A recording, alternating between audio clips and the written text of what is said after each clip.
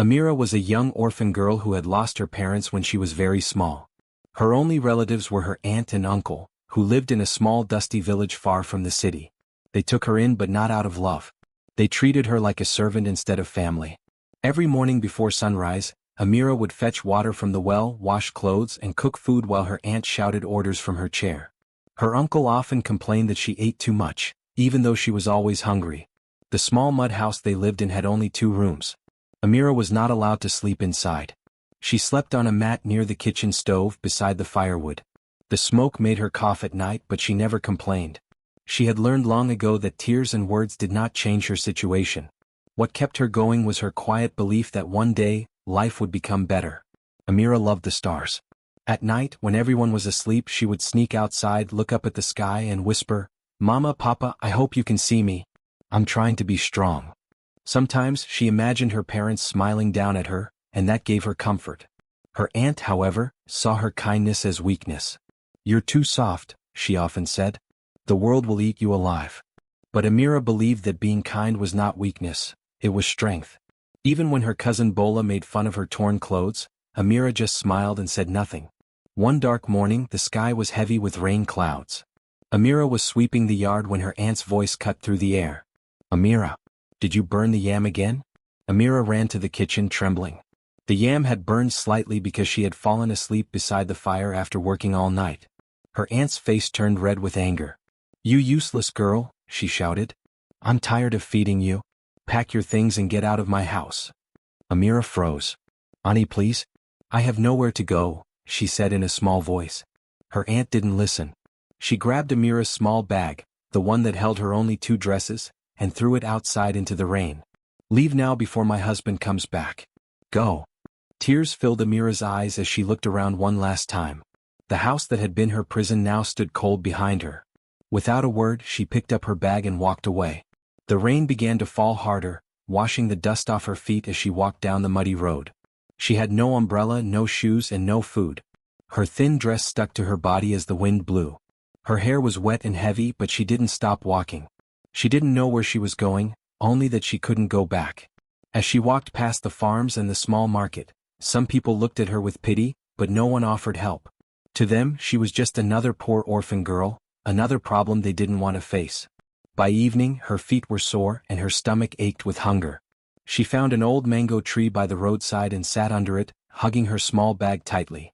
The tree gave her little shelter, but it was all she had. The rain dripped through the leaves and fell on her face.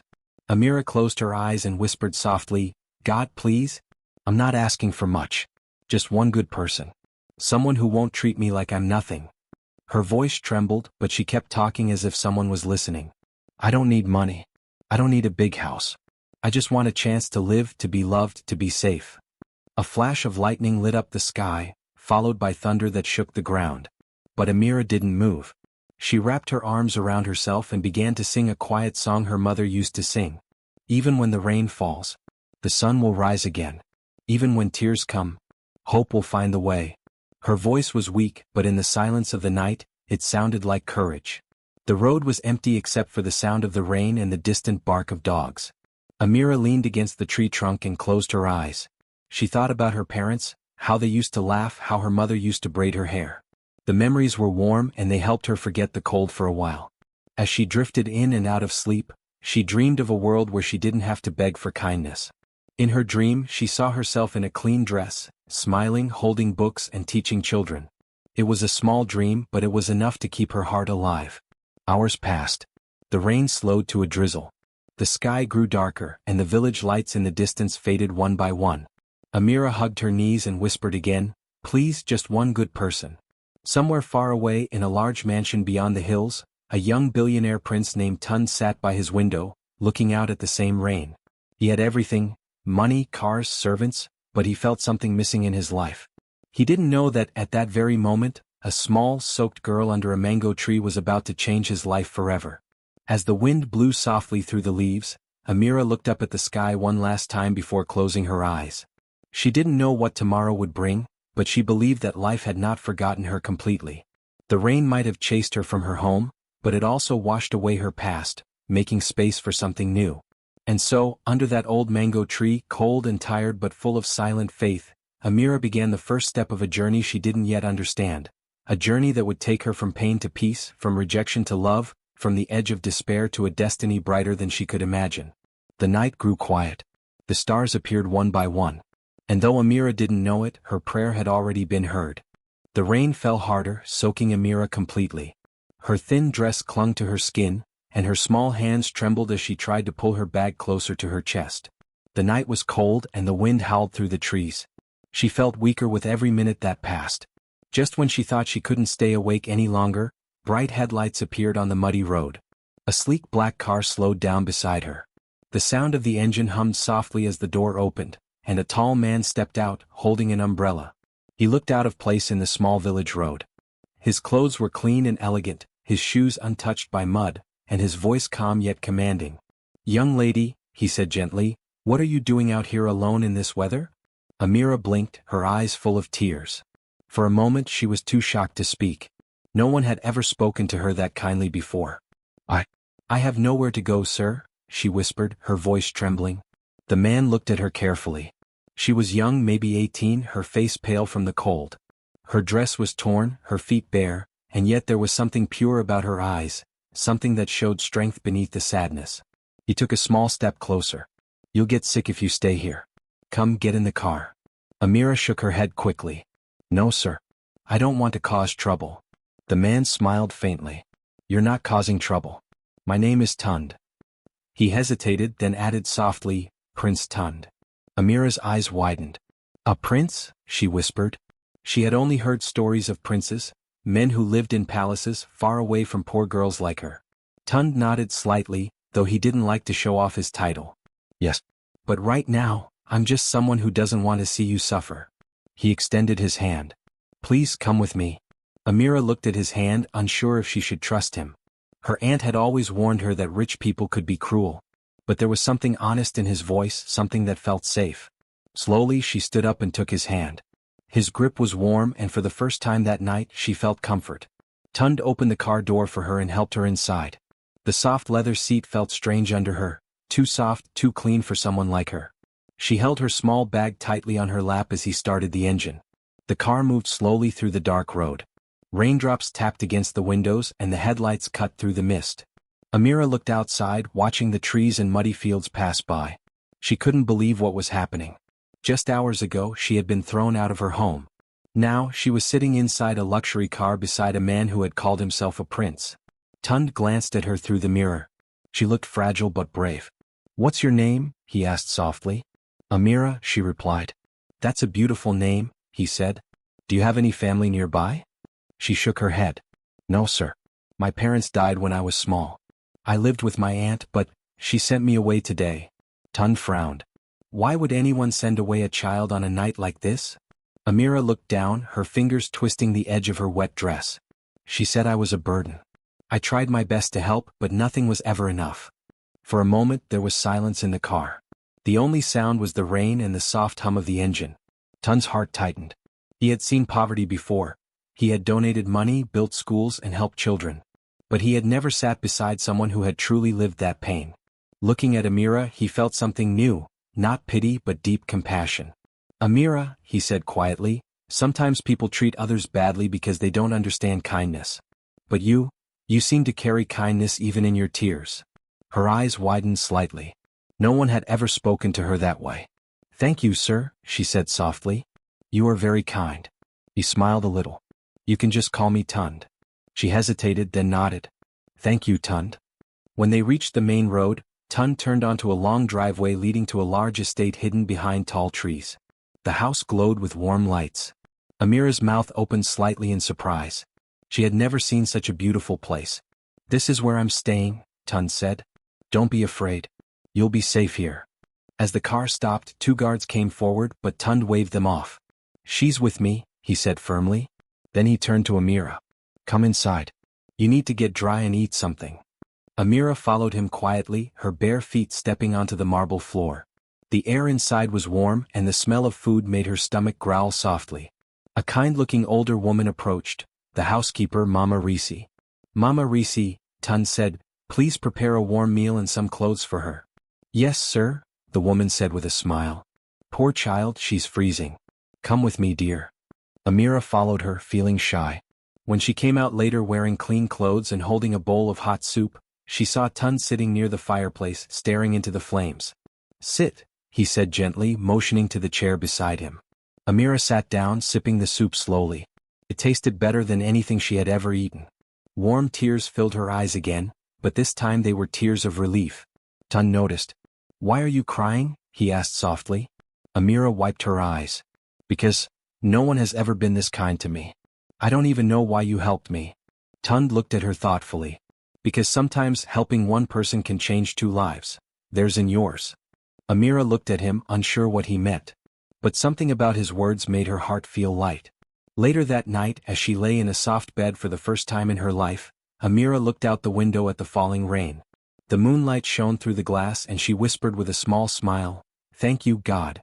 You really sent me one good person." And somewhere in the same house, Tund sat in his study, thinking about the girl with gentle eyes and a brave heart. He didn't know why, but he felt that meeting her was no accident. It was the beginning of something that would change both their lives forever. When Amira stepped out of the car, she could hardly believe her eyes. The mansion before her was like something out of a dream. Tall marble pillars, bright lights shining through large windows, and the sound of gentle music echoing from inside. She had never seen such beauty in her entire life. For a moment she hesitated. She looked down at her bare feet and the old slippers in her hand. "I don't belong here," she whispered to herself. Tund, standing beside her, noticed the fear in her eyes. "Don't be afraid," he said softly. "You're safe here. Come in." Amira nodded shyly and followed him through the grand doorway. The air inside was warm and smelled of roasted food and flowers. Servants passed by, greeting Tund respectfully, but they looked at Amira with surprise. None of them knew who she was, and her simple clothes made her stand out in the rich house. Tund turned to his housekeeper, Mama Risi. "Please prepare a room for her and find her some clothes. She'll stay with us for now." Mama Risi smiled kindly. "Of course, sir." She led Amira upstairs to a cozy guest room. Amira ran her fingers across the soft blanket and shiny curtains. Her small eyes filled with tears. She had never slept on a bed so soft, never seen a room so clean and beautiful. After she washed and changed into clean clothes, Tund sent for her to join him at dinner. He sat at the long dining table, dressed simply that night, his expression gentle. When Amira entered the room, she bowed slightly. "Thank you for everything, sir," she said softly. He smiled. "You don't have to thank me. Well, you need your strength." The food looked too fine to touch. Rice, chicken stew, vegetables, and fresh fruit. Amira ate slowly, afraid she might do something wrong. But Tund only watched her kindly. There was something peaceful about her presence. She didn't try to impress him, didn't speak too much. She was just herself. When the meal was over, she stood up and said, "Sir, I will not waste your kindness. I'll work for my stay. Please let me help around the house." Tund thought for a moment, then nodded. "If that makes you happy, you may help in the garden and the kitchen.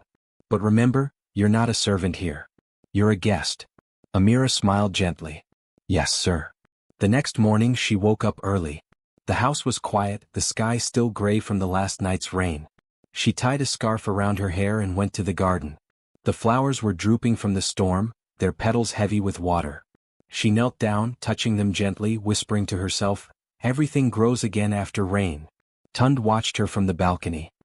He saw how careful she was, how she treated the flowers as if they were alive, as if they mattered. For a man who had spent years surrounded by luxury but little love, that sight made him smile. Later, when he went down for breakfast, he saw Amira helping Mama Risi with the dishes. She was laughing softly at something the older woman said.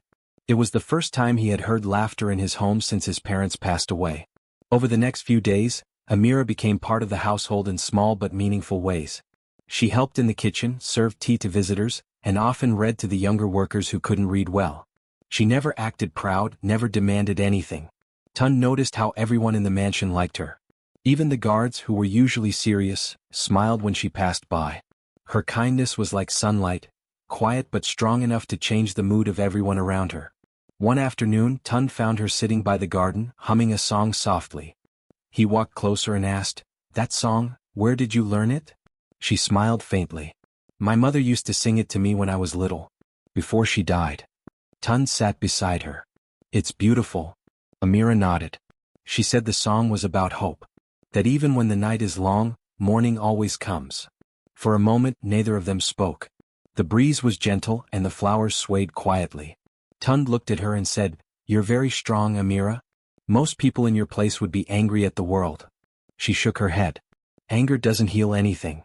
My mother said kindness is a light that finds its way even in darkness." Her words touched Tund's heart deeply. He had everything: wealth, power, and comfort, but not peace. Listening to her, he realized that peace had been sitting right in front of him all along. In the evenings they often met in the garden. Tund would tell her stories of the city, of his business travels, and of his late parents. In return, Amira told him stories from her village, about the children who used to play by the river, about her dreams of becoming a teacher one day. Each day their bond grew stronger. Tund admired her honesty and grace. She didn't see him as a prince or a billionaire, just as a man. And that made him feel human again. One morning he found her in the library dusting the books. She was struggling to reach a high shelf, and he quickly stepped forward to help. Their hands brushed briefly and both of them paused. Amira looked down shyly. "Thank you, sir." Tund smiled. "You can call me Tund." She shook her head lightly. "No, sir. You are a prince. And you," he said gently, "are more royal in heart than most people I know." Her cheeks turned warm and she quickly went back to dusting. But her heart beat faster than usual. From that day something began to change quietly between them, something unspoken but real. The mansion, once cold and silent, now felt alive again.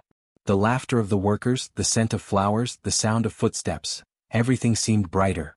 Everywhere Tund went he caught himself thinking of Amira, her smile, her kindness, her faith. And though neither of them said it aloud, both knew that life had begun to change in ways neither expected. The man who once lived in silence had found peace again, and the orphan girl who once had no home had found safety and hope. Both hearts had begun to heal, together. That afternoon the mansion buzzed with activity. The cooks hurried in the kitchen, the tables were set with fine plates, and the scent of grilled fish and spicy jollof rice filled the air. Tund had invited a few of his business partners and friends for dinner. People from the city who admired his success but didn't know much about his heart. Amira helped quietly, arranging flowers and making sure everything looked perfect. She wore a simple blue gown Mama Risi had sewn for her, and though it was plain, it made her look graceful. When the guests arrived they were all smiles and loud greetings. Expensive cars filled the driveway and laughter echoed through the halls. Among the guests was Madame Funk, a wealthy woman known for her pride and sharp tongue. She wore a glittering dress and a large hat that almost brushed the chandelier when she entered. As dinner began, Amira moved around the table, serving drinks politely. She tried to stay invisible, just as she always did, but Madame Funk's eyes followed her closely. When Amira leaned forward to pour a glass of juice, Madame Funk suddenly said with a mocking laugh, "Oh dear, who is this village girl walking freely in this palace? Did someone forget to teach her how to serve properly?" The room went silent. Amira froze, the tray trembling slightly in her hands. Her cheeks burned with embarrassment. She wanted to disappear. One of the men at the table chuckled awkwardly, but before anyone else could speak, Tund stood up. His face was calm, but his voice carried quiet power. "Madame Funk," he said evenly, "I will not allow such disrespect under my roof." She blinked, startled. "Oh, come on, Tund. I was only—" He raised his hand gently. "No. You were not joking. This young woman deserves more respect than you can imagine. She has more dignity in her heart than some who wear gold." Everyone went silent again. The guests looked at one another, unsure what to say. Madame Funk frowned, clearly embarrassed, and looked away. Amira stood still, her eyes lowered. She didn't know what to do. For the first time in her life, someone had defended her, not out of pity but out of real respect. The dinner continued quietly after that, but the laughter never returned. When it finally ended, the guests left quickly, whispering among themselves. Later that night, Amira sat in her small room, her heart heavy. She didn't want to cause trouble for Tund. She packed her few clothes neatly into her bag, tears running down her cheeks. When she opened the door to leave, she found Tund standing there, waiting. "Where are you going?" he asked softly. Amira looked down. "I don't belong here, sir. People are talking because of me. You've already done too much for me." Tund sighed and stepped closer. "You think I care about what they say?" She didn't answer. He gently took the bag from her hands and placed it on the table. "You're not leaving." Her voice shook. "But sir?" "Amira," he interrupted kindly, "you belong here." She looked up at him, confused. "What? I'm just a poor orphan. You're a rich man. Our worlds are not the same. Tund smiled faintly, his eyes soft. Then it's time I tell you the truth. He led her to the garden, where the moonlight shone softly on the flowers. For a moment neither spoke. Then he said, I'm not just a businessman, Amira. I'm a prince, the son of the late King Adewale of Ifedara. Soon I'll take my father's seat as the new ruler. Amira's eyes widened in shock. Her lips parted, but no words came out. You're a prince? She finally whispered. He nodded slowly. Yes. But before you start seeing me differently, listen to me. She stood still, the night breeze playing with her hair. He looked at her earnestly. All my life people have treated me like a title, a prince, a billionaire, a man with power. But you never cared about any of that. You spoke to me like a person. You saw me when no one else did. Amira's eyes filled with tears. I didn't know, sir. I thought you were just kind. He smiled gently. I am just a man, Amira. And your kindness means more to me than any crown. The words hung in the air, heavy with emotion. Amira felt her heart race. She didn't know what to say. The man who had saved her from the rain, who had treated her with respect, was a prince, and yet, he was speaking to her as if they were equals. Tund, she said quietly, using his name for the first time, I'm not special. I have nothing to offer you. He shook his head. You're wrong. You've already given me something money could never buy, peace. A soft tear rolled down her cheek. You don't know how much that means to me. He smiled. I do. Because you gave it to me when I didn't even know I needed it. The night was still around them and the moonlight fell gently on their faces. Tund looked at her and said softly, Don't ever let anyone make you feel small again. Not in my house, not in your life. Amira looked down shyly, but a small smile touched her lips. For the first time she felt seen, not as a servant, not as a burden, but as someone who mattered. When she returned to her room that night, she didn't unpack her bag. She simply sat by the window looking at the stars, her heart full of new hope. Somewhere deep inside, she knew her life was changing, not because she had met a prince, but because she had finally been treated with the respect and love she had always deserved. And in his room across the hall, Tund stood by his window too, thinking about her. He had told her the truth, but there was still one more thing he had yet to say. Something that was growing quietly in his heart every day. The end of Part 4. Months had passed since that stormy night when Amira almost left the mansion. Life had changed in ways she never imagined. The house was no longer silent or cold. It was now filled with laughter, music, and the soft sound of children playing in the garden. Prince Tund had kept his word. He didn't just protect Amira, he gave her a purpose. After many long talks, he decided to start something that would honor both his late father's legacy and Amira's courage, a charity foundation. He named it the Heart of Hope Foundation. The foundation would help orphans find homes, send poor children to school, and give free medical care to families in need. When Tund announced that Amira would lead the project, everyone was surprised, even Amira herself. Me? She asked softly that day, her eyes wide with disbelief. Tund smiled. Yes, you. You know pain, but you also know hope. That's what this world needs. Tears filled her eyes. For so long she had been the one asking for help. Now she was the one giving it. From that moment, Amira threw herself into her work. Every morning she woke up early, checking letters from children who needed support. She visited small villages, talked to mothers, and made sure every donation reached those who truly needed it. People began to call her Madame Amira, though she always laughed and said, I'm just Amira.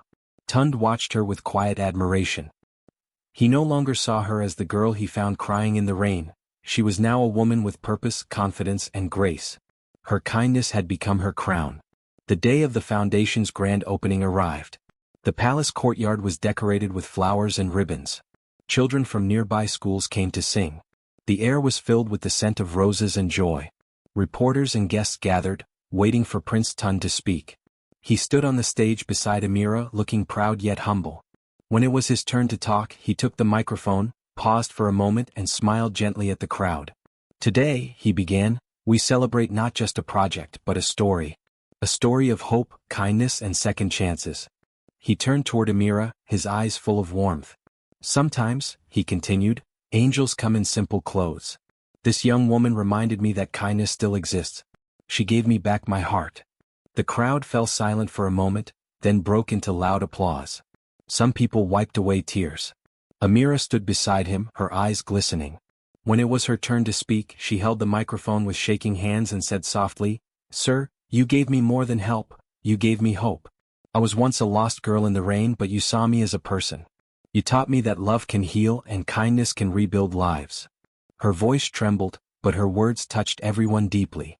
Even Madame Funk, who stood among the guests, lowered her eyes in shame, realizing how wrong she had been about her. When Amira and Tund cut the ribbon together, the crowd clapped loudly. Children ran forward with flowers and the sound of drums filled the air. It was a celebration not of wealth, but of humanity. Later that evening, as the sun set and the guests began to leave, Amira stood quietly by the garden, watching the children play. Tund walked up beside her and said softly, "You've done something great today." She smiled. "We did it together." He looked at her, his voice low and sincere. "No, Amira. You changed everything. You changed me." Amira blushed and looked away, but her heart felt full. As the night deepened, soft rain began to fall, gentle and calm. Tund and Amira stood under the large balcony, watching the raindrops hit the flowers. Tund's eyes drifted toward the dark road beyond the gates. He remembered that first night, the broken girl in the rain, the trembling voice that said, "I have nowhere to go." That memory would never leave him. Whenever it rained, Tund would find himself standing by the window, his heart full of gratitude. He would whisper to himself, "That night was not an accident. It was a blessing." The man who once believed that money was everything had learned the truth in the most unexpected way. He had learned that riches fade, power weakens and beauty changes, but kindness stays forever. The richest people he now knew are not those with gold or titles, but those whose hearts are full of compassion. Inside the mansion, laughter echoed again. The children Amira had helped were singing in the hallways. The once cold palace had turned into a home filled with love and light. And there, standing side by the window, Prince Tund and Amira watched the rain together, smiling, peaceful and thankful for the storm that had once brought them together. It was the night that changed both their lives forever. A night that turned sorrow into love and strangers into soulmates. The end. Cloud with rain sparkling heart.